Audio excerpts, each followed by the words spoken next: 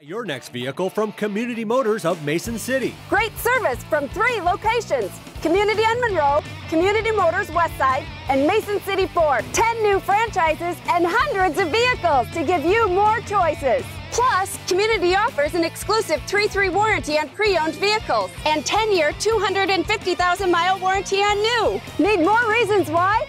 Stop or visit CommunityAutoGroup.com. Because nobody beats a community deal. Mike's had a couple tough games in a row. How do you deal with him? How do you talk him through it? He probably hadn't had 2 games like that. The first one, he got in foul trouble. I think that was a big part of it. I think, in his case, both instances were against really talented senior point guards. If you look at Green and Armstead, I think Armstead's a 5th-year senior. So that's what this level is, and he understands that, and we're thrilled with him, and remain very positive with him. Will you start a freshman at point guard and a freshman at center? How much of a game-by-game adjustment is that? I mean, knowing that you could go either way. Well, fortunately, we have some guys that we can go to if they start to struggle. And most of their struggles in games have been the result of foul trouble. I mean, in particular, in Adam's case in particular. Mike, I thought, was real close to having a decent game against Virginia Tech. He got in the lane. He drove the ball. He had the bucket early that was wiped off. I didn't think he walked, personally. And then he missed 3 wide open threes. He usually makes at least 1, okay, sometimes 2. So, all of a sudden he's at 12 and he's driving the ball and things of that nature. And a lot of our problems in terms of transition defense were not as much not getting back as they were poor shot selection. So that is a maturity thing that it wasn't all his fault. That was everybody involved. So, with those two, we got to teach them how to stay out of foul trouble and be able to be on the floor. And then, live with some mistakes as you go through this early part of the season. And hopefully by the time we get into Big Ten play, they'll be playing like veterans. What are some of the things that Adam needs to do to stay out of foul trouble? He's just got to tall up. I mean, he tends to turn sideways and block shots, and he'll bring his arm down, and they become what you would call cheap fouls. But he is actually fouling the guy, And if he just talls up, he's a really hard guy to score over. You saw that in the second half in particular. We made our run. They missed a lot of shots in close to the basket because he just got big. And then he goes after it with 2 hands and then, limits them to 1 shot. So I think if he does that, it'll help him a lot. If you're a good team. You've got a stretch of 7 games now in the state of Iowa, 6 of them here. How much of a benefit is that, considering the youth of your team and their ability to? Well, I think it's very important, and we're excited about that. But at the same time, you learn a lot from leaving here too, and going down to Mexico and then obviously to Virginia Tech. While we lost 2 of those 3, I do think that will benefit us long term. In particular, I think it was good for Mike. I thought Clemens really has grown up, and he'll be a big factor as we move forward. What do you feel you learned over that? You're going to stick with your 11-man rotation for a while? So. Yeah. I don't see any change there. No. Are you getting more comfortable with that rotation in terms of subs and everything? Yeah, the uncomfortability comes with there's a few players I would like to play more, and just sometimes you can't when you're playing 11. Like Ingram deserves a few more minutes. Olaseni, he can't settle down, and the only way he's going to settle down is if I give him more minutes, and that's a difficult situation because if he's not playing well, then you don't want to give him any more minutes. So that's something that will just manifest itself over time, I guess. But pretty much all those 11 guys are going to get in. You've got some pretty good three-point shooters on your team, but for the most part, other than a couple of games, they've really struggled. I think it's interesting. You're right, because you look at their numbers, and their numbers are pretty good. If you look at the collective numbers, in Oglesby was shooting 8% 10 days ago. He's up to 32.4. So our three-point numbers are pretty good, but it's kind of like all or nothing. We either make a bunch or we miss a bunch in that same game, and that can be problematic. But I think the numbers that we're talking about are indicative of our team's ability to shoot threes, and I think We have a number of them who can, and I think we will. So I do think we have enough shooting on this team. How do you build up their confidence after 2 losses?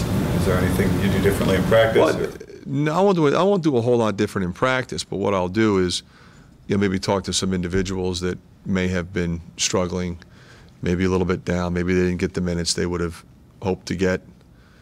Just constant positive reinforcement in that situation is, I think, crucial, especially depending upon who the individual is and how he's dealt with that in the past. There was such an emphasis on. So, I think our team is just going to continue to be a work in progress. There's no other way to look at it. We've got pieces that we're counting on that have been pretty good. We've got pieces that we were counting on that maybe haven't been as good as we'd hoped. But we still have confidence in them. We've got some young guys that are going to be up and down. And fortunately, we've got some bodies. We can absorb foul trouble. And luckily, we haven't had any injuries yet of major impact. And we could absorb that if we had to. Can you talk about the matchup that Woodbury has Saturday? These guys are confident.